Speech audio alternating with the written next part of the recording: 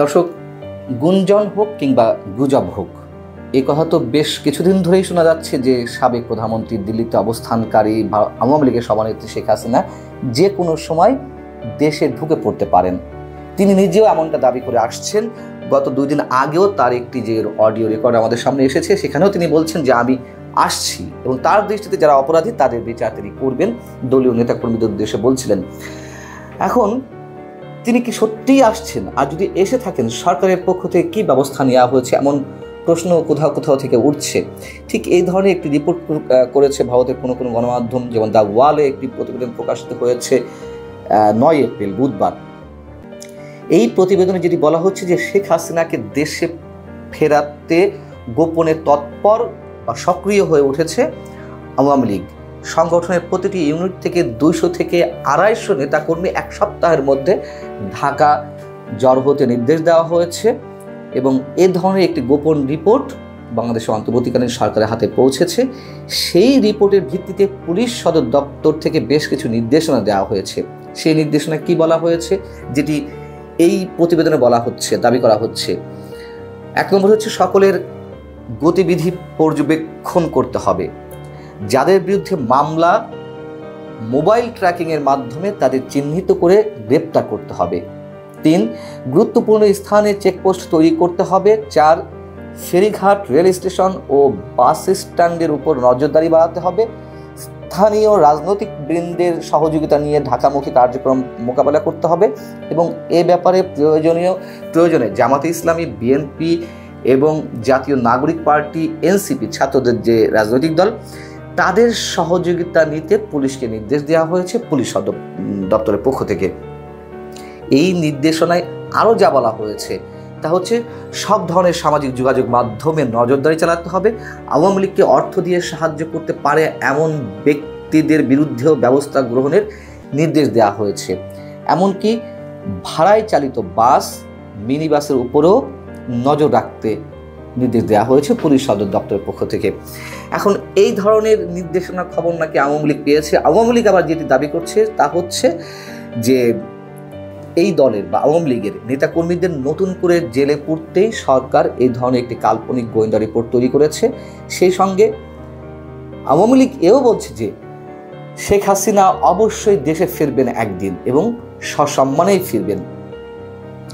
আমরা জানি না যে তিনি দেশে ফিরবেন কিনা, ফিরলেও কবে ফিরবেন, ফেরার পরে কি অবস্থা হবে। যেসব গুঞ্জন গত 3-4 মাস ধরে শোনা যাচ্ছে তা আদৌ কতটা বাস্তবে প্রতিফলন ঘটবে তার, এগুলো এখনও গুঞ্জনের মধ্যেই রয়েছে, আমরা এটুকু বলতে পারি। তবে আরেকটি সিগনিফিকেন্ট খবর হচ্ছে, নিশ্চয়ই আমরা বলতে পারি বা সন্দেহ করতে পারি শেখ হাসিনা কেন্দ্রিক বা ভারত বাংলাদেশের যে সম্পর্ক এই মুহূর্তে রয়েছে, সেই জায়গা থেকে এ ধরনের কোনো সিদ্ধান্ত এসেছে কিনা সে প্রশ্ন উঠতে পারে। বিষয়টি হচ্ছে যে বাংলাদেশ 2020 সাল থেকে ভারতের যে ট্রান্সশিপমেন্ট সুবিধা পাচ্ছিল সেটি বাতিল করা হয়েছে। ট্রান্সশিপমেন্ট বলতে আমরা নিশ্চয় অনেকে জানি যে, যেমন বাংলাদেশ দিয়ে যদি উদাহরণ দিই, বাংলাদেশের কিছু পণ্য ভারতের ভূখণ্ড হয়ে তৃতীয় অন্য কোনো রাষ্ট্র, নেপাল, ভুটানের মতো রাষ্ট্রগুলোতে রপ্তানি করা হচ্ছিল এবং সরাসরি যদি বাংলাদেশের পণ্যবাহী গাড়ি ভারতের ভিতর দিয়ে তৃতীয় কোনো রাষ্ট্রে যায় সেটি হবে ট্রানজিট। আর ট্রান্সশিপমেন্ট হচ্ছে বাংলাদেশের পণ্যবাহী গাড়ি ভারতের সীমান্তে যাওয়ার পর সেটি আনলোড করে ভারতের গাড়িতে ওঠানোর পরে তারা আবার তৃতীয় রাষ্ট্রের সীমান্তে পৌঁছে দেবে, তারা আবার ওইখান থেকে তারা লোড করে নিয়ে যাবে। এই হচ্ছে ট্রান্সশিপমেন্ট। তো সেই সুবিধাটি বাতিল করা হয়েছে এবং এটি এমন এক সময় বাতিল করা হলো যখন গত 5-6 দিন আগে মাত্র, গত শুক্রবার থাইল্যান্ডে ভারতের প্রধানমন্ত্রী এবং আমাদের প্রধান উপদেষ্টার মধ্যে যে বৈঠকটি হলো, সেই বৈঠককে কেন্দ্র করে বাংলাদেশ সরকারের পক্ষ থেকে বা বাংলাদেশ সরকারের কোনো কোনো কর্মকর্তা যে দাবি করে আসছিলেন, বিশেষ করে প্রধান উপদেষ্টা প্রেস সচিব, যে এর মধ্যে যে বাংলাদেশ ভারতের সম্পর্ক বরফ গলেছে, তারা বা ডক্টর মোহাম্মদ ইউনূস নরেন্দ্র মোদীকে বোঝাতে সক্ষম হয়েছেন শেখ হাসিনা বাংলাদেশে অস্থিতিশীল করতে কী কী করছে, ডক্টর মোহাম্মদ ইউনূসকে যথাযোগ্য সম্মান প্রদর্শন করা হয়েছে ইত্যাদি ইত্যাদি। প্রশ্ন হচ্ছে যদি তাই হয়ে থাকে তাহলে ভারত এই মুহূর্তে এই ধরনের একটি পদক্ষেপ নেবে কেন? দুঃখিত, যদিও ভারতের পররাষ্ট্র মন্ত্রণালয়ের মুখপাত্র রণধীর জয়সওয়াল এই বিষয়ে সাংবাদিকদের প্রশ্নের জবাবে যেটি বলেছেন তা হচ্ছে, তিনি বলছেন, বাংলাদেশে প্রদত্ত ট্রান্সশিপমেন্ট সুবিধার ফলে আমাদের বিমানবন্দর এবং বন্দরগুলোতে দীর্ঘ সময় ধরে উল্লেখযোগ্য যানজট তৈরি হয়েছিল। লজিস্টিক বিলম্ব এবং উচ্চ ব্যয় আমাদের নিজস্ব রপ্তানিকে বাধাগ্রস্ত করছিল এবং আটকে যাচ্ছিল।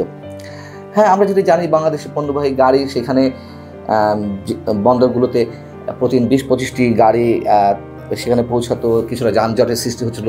সেখানকার পোশাক রপ্তানিকারক যারা ব্যবসায়ী রয়েছেন তারাও দীর্ঘদিন ধরে এই আপত্তি জানিয়ে আসছিলেন যে বাংলাদেশে এই সুবিধাটা বাতিল করা হোক, বাংলাদেশের কারণে তাদেরকে নানান ধরনের জটিলতায় পড়তে হচ্ছে।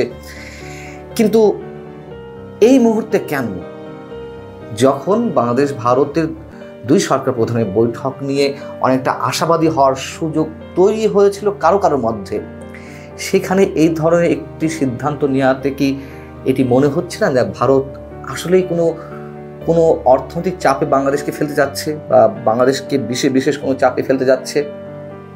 আবার এই প্রশ্ন উঠতে পারে যে ভারত থেকে তো পণ্য বাংলাদেশে আসছে, বরং শেখ হাসিনার সময় গত শেষ বছরে যে পরিমাণ পণ্য এসেছিল তার চেয়ে 17% পণ্য 2024-25 অর্থ বছরের প্রথম 9 মাসে 17% পণ্য বেশি এসেছে। ভারত তো বন্ধ করেনি পণ্য পাঠানো, যদিও পণ্য পাঠাতে গেলে তাদেরও তো অর্থনৈতিক ক্ষতি হবে। কিন্তু এই ধরনের কোনো বিশেষ চাপে ভারত রাখতে শুরু করেছে কিনা বাংলাদেশকে আমরা জানি না।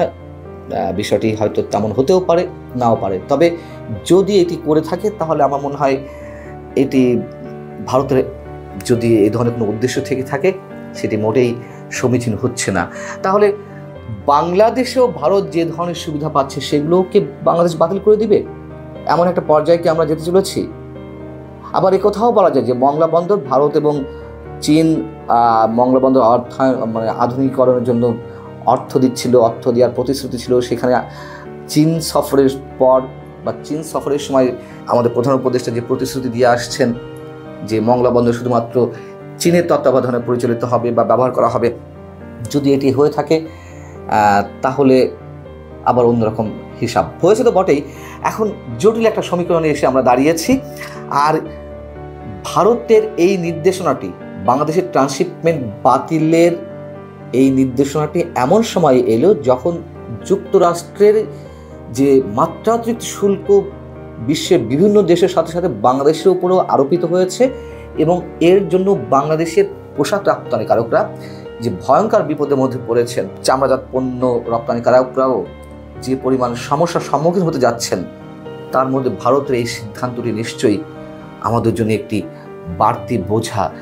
এবং এটুকু নিঃসন্দেহে বলতে পারি আমরা যে বাংলাদেশের অর্থনীতি নিঃসন্দেহে ভয়ঙ্কর এক চাপের মুখে পড়তে যাচ্ছে।